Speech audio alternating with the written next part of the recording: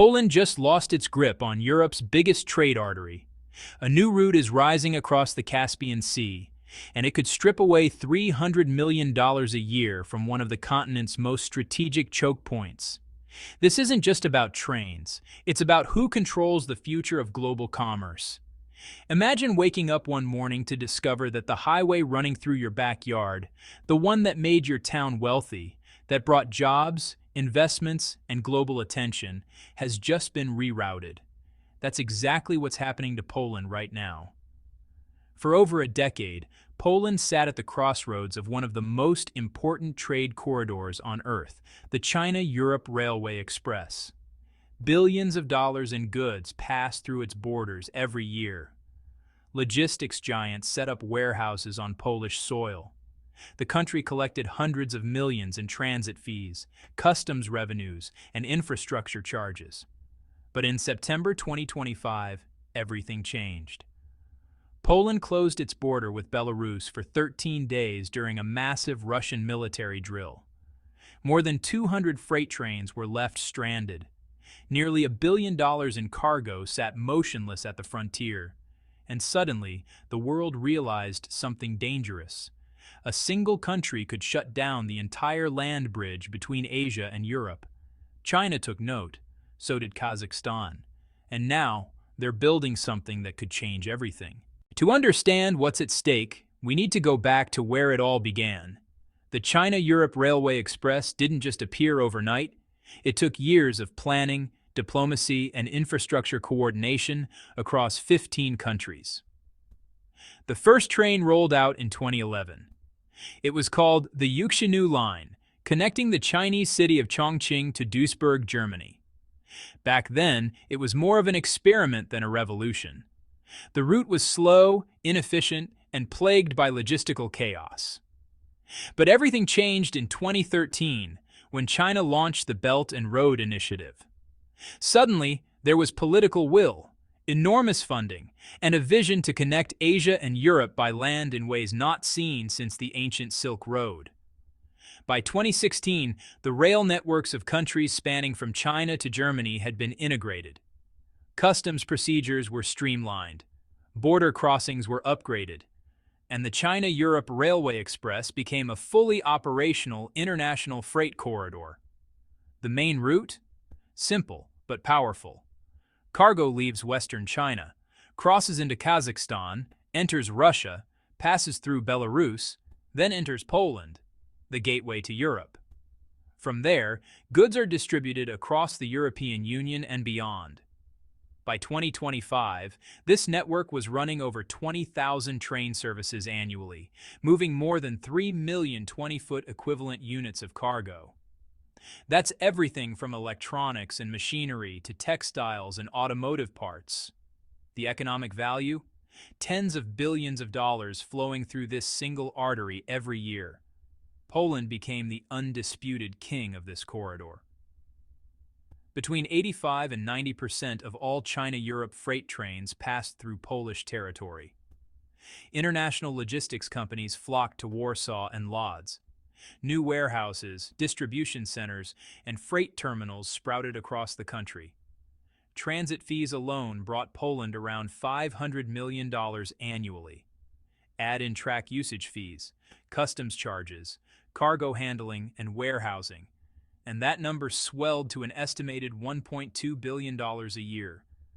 For a country like Poland, that's not pocket change. That's infrastructure. That's jobs. That's geopolitical leverage. But leverage is a double-edged sword. September 2025. The world was watching as Russia and Belarus launched one of their largest joint military exercises in years. It was called Zapad 2025, Russian for West. Over 100,000 troops, live fire drills, simulated airstrikes, and disturbingly, mock scenarios involving nuclear weapons. The exercises took place dangerously close to the Polish border. Warsaw panicked. Citing concerns for civilian safety and national security, the Polish government made a drastic decision. It closed all border crossings with Belarus. Overnight, the arteries of global trade were severed. Trains carrying smartphones, solar panels, car parts, and consumer electronics ground to a halt. At least 50 freight trains were scheduled to cross into Poland every day. For 13 days, none did. More than 200 trains sat stranded at the Belarus-Poland border. Drivers waited in limbo. Cargo companies scrambled to find alternatives. Some shipments were rerouted to air freight at massive cost. Others were diverted to sea routes, adding weeks to delivery times. Industry analysts calculated that the economic losses during those 13 days exceeded $940 million. But that's just the visible damage. The deeper cost? Trust. Shippers started asking the question no one had dared to ask before. What if this happens again? China heard that question loud and clear, and so did Kazakhstan. Here's where the story takes a sharp turn. While the world was distracted by the chaos at the Polish border, a quieter, more strategic plan was taking shape thousands of kilometers away. In July 2025, just 2 months before Poland's border closure, China and Kazakhstan signed a landmark cooperation agreement. The details were technical: railway transportation, logistics management, digitalization, infrastructure development. But the vision? Monumental.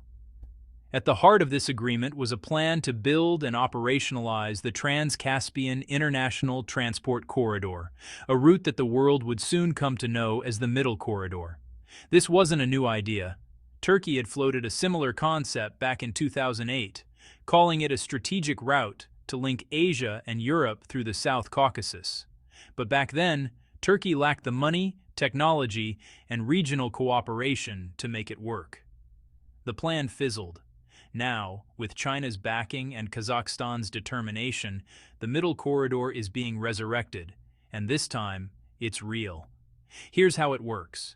Cargo starts in western China. It crosses into Kazakhstan by rail. Then, instead of heading north through Russia and Belarus like the traditional route, it continues westward across Kazakhstan until it reaches the Caspian Sea. At ports like Aktau and Kurik, the cargo is loaded onto ferries and shipped across the Caspian to Azerbaijan. From there, trains carry it through Georgia and into Turkey. Finally, it continues onward into Europe. It's a hybrid system: rail, road, and sea, all working together. It's longer than the Polish route. It's more complex, but it has one critical advantage that Poland can never offer. It doesn't depend on any single country's goodwill. Let's zoom in on Kazakhstan for a moment, because this country is the linchpin of the entire operation. Kazakhstan is the 9th largest country in the world by land area. It's resource-rich, sitting on some of the planet's largest reserves of oil, uranium, and rare minerals. It ranks among the top 15 countries globally in oil reserves, and is the world's largest producer of uranium. But here's the problem. Kazakhstan is completely landlocked. No coastline, no ports, no direct access to global shipping lanes. For decades, this has been a strategic nightmare.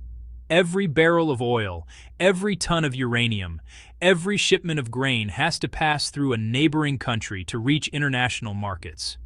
That means Kazakhstan is perpetually at the mercy of others, particularly Russia. Historically, Kazakhstan's railways were oriented northward, connecting to Russian ports on the Black Sea and the Baltic. Moscow controlled the corridors. Moscow set the terms. But now, Kazakhstan is pivoting. The Middle Corridor represents a westward shift, a chance to break free from dependence on Russia and carve out its own role as a transcontinental logistics hub. In September 2025, Kazakhstan's Deputy Prime Minister made a bold statement.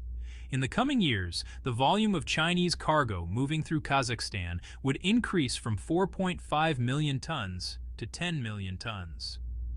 The goal, he said, was to transform Kazakhstan from a landlocked country into a land-linked country. To make that happen, Kazakhstan is going all in. The government has upgraded its Caspian seaports, Aktau and Kurik, building new rail ferry terminals, adding high-capacity loading equipment, and increasing container transshipment efficiency by 40%. It has introduced hundreds of new high-powered locomotives from China, doubling rail capacity on key routes. It has implemented double-track operations at major border crossings with China, cutting wait times and boosting throughput. And perhaps most importantly, it has prioritized Chinese freight trains, giving them expedited customs clearance and priority passage through Kazakh territory. This isn't just infrastructure investment. This is a national strategy. So what does all of this mean for Poland? Let's be blunt. Poland is staring down the barrel of a massive economic disruption. Right now, the Middle Corridor can't fully compete with the traditional China-Europe Railway Express in terms of speed or cost. The route is longer. It involves multiple transfers. It's more expensive to operate. But here's the thing. It doesn't have to be better. It just has to be reliable. And as the Middle Corridor matures, experts predict it could divert more than 30% of the cargo currently flowing through Poland. That percentage could grow over time as infrastructure improves, costs come down, and shippers gain confidence in the route. 30% of Poland's China-Europe rail traffic translates to a loss of over $300 million annually. That's jobs, that's tax revenue, that's political capital. Even worse for Poland, the diversification trend doesn't stop with the Middle Corridor. There's another route quietly coming online that almost no one is talking about: the Arctic shipping route. In October 2024, a cargo vessel departed from Ningbo, China, sailed through the Arctic Ocean, and arrived directly at Felixstowe, United Kingdom, one of Europe's busiest ports. No border crossings, no customs nightmares, no geopolitical leverage points. The Arctic route is faster than traditional sea routes through the Suez Canal and doesn't require approval from any country along the way. The only limitation? Seasonality. The route is only navigable during certain months of the year when the ice melts. But climate change is extending that window. And if the Arctic route becomes viable for even 6 months a year, it could siphon off another substantial chunk of cargo that would otherwise travel by rail. Between the Middle Corridor and the Arctic route, Poland is being flanked on two fronts. This story is about more than just trains, ports, and shipping lanes. It's about control. For the past decade, Poland leveraged its geographic position to become one of the most important transit hubs in Eurasia. It benefited enormously from being the gateway between East and West. But geography is only an advantage if you can be trusted to keep the gates open.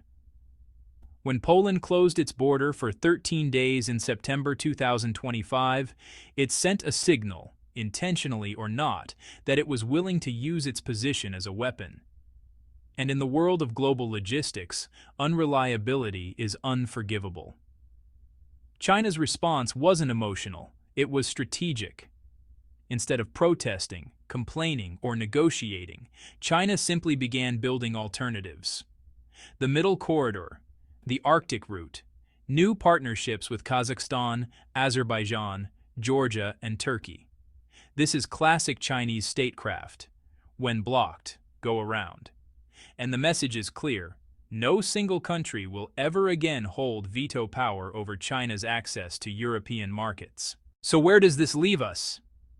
Over the next decade, the logistics map of Eurasia is going to look very different. The China-Europe Railway Express won't disappear. It's too established, too efficient, and too important. But it will no longer be the only option. And that changes everything. Poland will still play a role, but it will no longer be the indispensable hub it once was. Its leverage will shrink, its revenues will decline, and its influence in shaping the future of transcontinental trade will fade. Kazakhstan, on the other hand, is rising. It's positioning itself as the new pivot point between Asia and Europe, a country that was once landlocked and overlooked, now becoming a land-linked powerhouse. The Middle Corridor is still in its infancy. It faces challenges, infrastructure gaps, cost inefficiencies, coordination issues across multiple countries. But make no mistake, it's coming. And when it arrives, it won't just be a new trade route. It will be a reminder that in the 21st century, geography is no longer destiny. Countries that treat their location as leverage may find themselves bypassed by the relentless march of innovation, cooperation, and economic ambition. Poland had its moment. Now, the world is moving on. The question is, who's next? Thanks for watching.